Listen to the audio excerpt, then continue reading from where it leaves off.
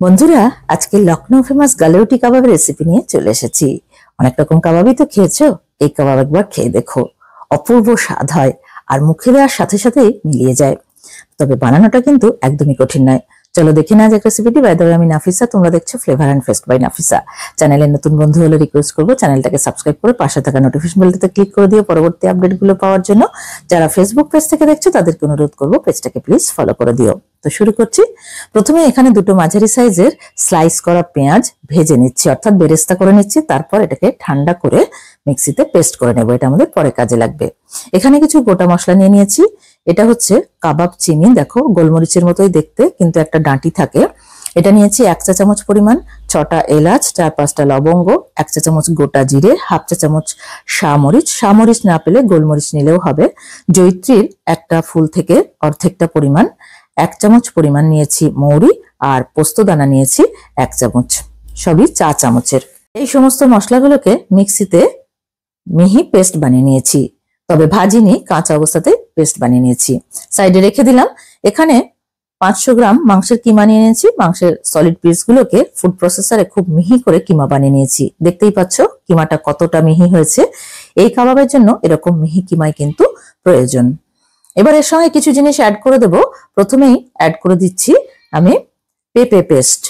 একটা মাঝারি সাইজের পেঁপে থেকে অল্প পরিমাণ নিয়ে খোসা শুদ্ধ মিক্সিতে পেস্ট বানিয়ে নিয়েছিলাম, সেটাকে অ্যাড করে দিচ্ছি। পেঁপে পেস্ট দিলে এই কাবাবটা সফট হবে, অর্থাৎ মাংসটা একদম নরম হয়ে যাবে, যেটা এই কাবাবের জন্য প্রয়োজন। এখানে নিয়েছি 2 টেবিল চামচ পরিমাণ আদা রসুন বাটা, তবে কাঁচা দিচ্ছি না। আদা রসুন বাটাটা সামান্য একটু তেলে নিয়েছিলাম। কাঁচা থাকলে কাঁচা গন্ধ হতে পারে, সেই জন্য এইভাবে দিলে টেস্টটা কিন্তু খুব ভালো হয়। তো আদা রসুন বাটা দিয়ে দিলাম। এবার দিয়ে দিচ্ছি এই যে বেরেস্তাটা করে রেখেছিলাম, সেটা মিক্সিতে পেস্ট বানিয়ে নিয়েছিলাম, সেটা অ্যাড করে দিলাম। এখন এর সঙ্গে অ্যাড করে দিচ্ছি 6টা কাঁচা লঙ্কা আর 1 মুঠো ধনেপাতা পেস্ট, এটাও 1 টেবিল চামচ পরিমাণ। হাফ চা চামচ পরিমাণ দিয়ে দিলাম লেবুর রস। আর এই যে ছোলা দেখছো খোসা শুদ্ধ, যেটা মুদির দোকানে খুব সহজেই পাওয়া যায়, সেই ছোলা কিছুটা নিয়ে পাউডার বানিয়েছিলাম, তার থেকে 2 টেবিল চামচ পরিমাণ দিয়েছিলাম, খোসাটা ছাড়িয়ে নিয়েছিলাম। এতে বাইন্ডিংটা বেশ ভালো হবে। এখন যে মশলাটা আমরা করে নিয়েছিলাম গোটা মশলাগুলো, সেটা অ্যাড করে দিলাম। কেওড়া জল দিয়ে দিচ্ছি হাফ চা চামচ পরিমাণ, গোলাপ জল দিয়ে দিচ্ছি 1 চা চামচ পরিমাণ। এবার স্বাদ অনুযায়ী লবণ দিয়ে দিলাম। 1 চা চামচ পরিমাণ দিয়ে দিলাম লঙ্কার গুঁড়ো, আর 2 টেবিল চামচ পরিমাণ দিয়ে দিচ্ছি ফ্রেশ ক্রিম। ফ্রেশ ক্রিমটা হাতের কাছে না থাকলে দুধের ওপরের যে মালাইটা, সেটাও দিলেও হবে 2 টেবিল চামচ। আর গলানো ঘি দিয়ে দিলাম 1 টেবিল চামচ পরিমাণ। এছাড়া আর কোনো কিছু লাগবে না। এই সব কিছুকে হাত দিয়ে বেশ ভালোভাবে মাখতে হবে। এইভাবে হাত দিয়ে মাখলেই কিন্তু মশলাগুলো কিমার সঙ্গে বেশ ভালোভাবে মেখে যাবে। যত ভালোভাবে মাখাটা হবে ততই কিন্তু কাবাবটা টেস্টি হবে। তো এইভাবে 3 থেকে 4 মিনিট মেখে নিলাম। এবার এটাকে একটু স্মোকি ফ্লেভার দিতে হবে, যেটাতে খুব সুন্দর একটা স্মোকের গন্ধ থাকবে। তো একটা বাটি বসিয়ে নিয়ে একটা জ্বালানো কয়লা এর মধ্যে দিয়ে দিলাম, তারপরে উপর থেকে একটু তেল বা ঘি দিয়ে দিয়েছি। এবার এটাকে ঢাকা দিয়ে 3 ঘন্টা ম্যারিনেট হতে রেখে দেব। আমরা ফ্রিজে রেখেছিলাম, বেশিক্ষণ ম্যারিনেশনের জন্য ফ্রিজে রাখাই ভালো।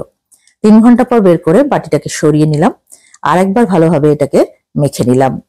এবার কাবাবগুলোকে আমরা বানিয়ে নেব, তার জন্য হাতে একটু তেল ব্রাশ করে নিলাম। এই মিক্সার থেকে এবার অল্প অল্প পোর্শন হাতে নিয়ে 2 হাতের তালুর মাঝখানে রেখে প্রথমে গোল করে নিয়েছিলাম, তারপরে এভাবে ফ্ল্যাট করে বা চ্যাপটা করে নিয়েছি। এইভাবে কাবাবগুলোকে করে নিতে হবে। তবে সাইজটা খুব ছোট করলে ভাজার পরে কিন্তু একদমই ছোট হয়ে যাবে, কারণ এই কাবাব ভাজার পর একটু শিং করে যায়। তো সাইজটা সেই জন্য মাঝারি করতে হবে। দেখো আমি এরকম সাইজ করেছি। তো এইভাবে সব কাবাবগুলোকে গড়ে নিয়েছি। এবার ভেজে নেওয়ার পালা। ভাজার জন্য এখানে তেল গরম করে নিয়েছি, তার সঙ্গে অ্যাড করে দিলাম 1 টেবিল চামচ পরিমাণ ঘি, এতে সুন্দর একটা ফ্লেভার আসবে। আর বলে রাখি, এই কাবাব কিন্তু ডিপ ফ্রাই করা যাবে না, শ্যালো ফ্রাই করতে হবে, কারণ এই কিমাটা খুবই তো নরম হয়, তেলে দেওয়ার সাথে সাথে কিন্তু ছেড়ে যেতে পারে বা ভেঙে যেতে পারে। তো সেই জন্য শ্যালো ফ্রাই করতে হবে। তো একটা ব্যাচে যে কটা গেল আমি দিয়ে দিলাম, দিয়ে 3 থেকে 4 মিনিট লো মিডিয়াম ফ্লেমে একটা পিঠ ভেজে নিলাম। 4 মিনিট পর খুব হালকা হাতে উল্টে দিতে হবে। আগেই বলেছি এই কাবাব খুব নরম হয়, সেই জন্য উল্টানোর কাজটা খুব সাবধানে করতে হবে, না হলে কিন্তু ভেঙে যেতে পারে। তো একটা পিঠ হয়ে গেছে, আর একটা পিঠ 3-4 মিনিট ভেজে নেব। তারপর তেল থেকে এগুলোকে তুলে নিচ্ছি। তো এইভাবে খুব সহজেই কিন্তু কাবাবগুলোকে করে নিতে পারবে, আর খেতে অসাধারণ হয়। একবার বানিয়ে দেখো, দুর্দান্ত স্বাদ হয় খেতে। তো সেকেন্ড ব্যাচে বাকিগুলোকেও দিয়ে দিচ্ছি, এরকম ভাবে ভেজে নেব। তারপর একদম গরম গরম স্যালাডের সঙ্গে সার্ভ করে দিচ্ছি। তো তোমরা বাড়িতে এইভাবে একবার বানিয়ে দেখো, কেমন হলো কমেন্ট করে জানাতে কিন্তু ভুলো না। আর আজকের ভিডিওটা ভালো লেগে থাকলে প্লিজ একটা লাইক করো, ফ্রেন্ডস আর রিলেটিভদের মধ্যে অনেক অনেক শেয়ার করো। চ্যানেলে নতুন বন্ধু হলে রিকোয়েস্ট করবো চ্যানেলটাকে সাবস্ক্রাইব করে দিও। আর যারা ফেসবুক পেজ থেকে দেখছো তাদেরকে অনুরোধ করবো পেজটাকে প্লিজ ফলো করে দিও। Thank you so much for watching. By.